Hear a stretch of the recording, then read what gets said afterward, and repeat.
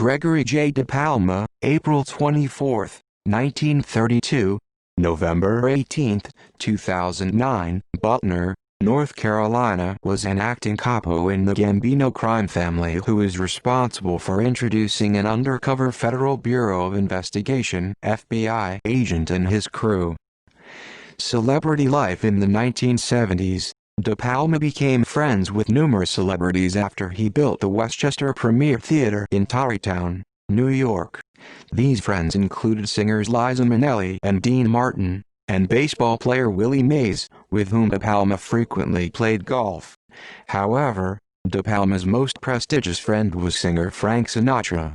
In 1976, DePalma appeared in a famous group picture at the theater with Sinatra, then Gambino boss Carlo Gambino, future boss Paul Castellano, other Gambino mobsters, and LA acting mob boss Jimmy Frediano.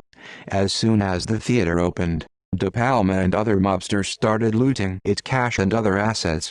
In 1977, DePalma became a made man in the Gambino crime family. On June 6, 1978, DePalma was indicted on state charges regarding the theater's financial collapse. However, the first trial ended in a hung jury.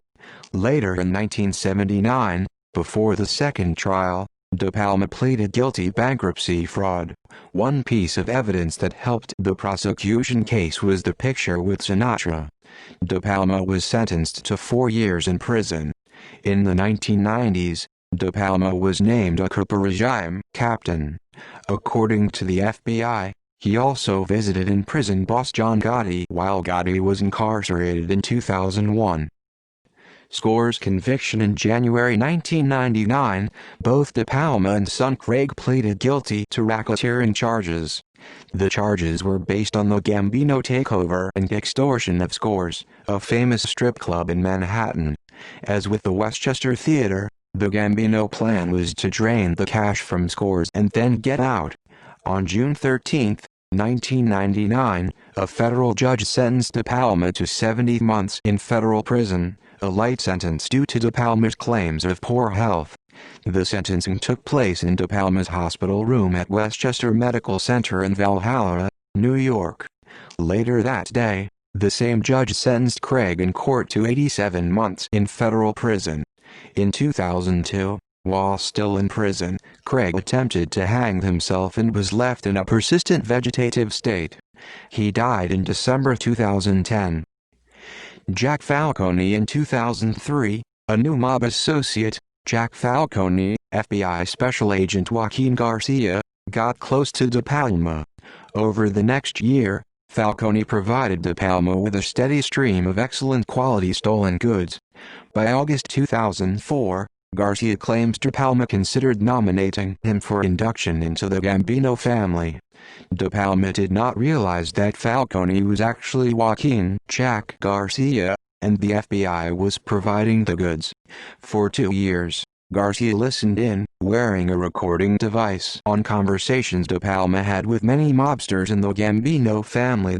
On February 21, 2005, DePalma, Garcia, and Gambino mobster Robert Vaccaro were meeting another mobster, Peter "Petey Chops" Vicini in the housewares section of a Bloomingdale's department store in Westchester County.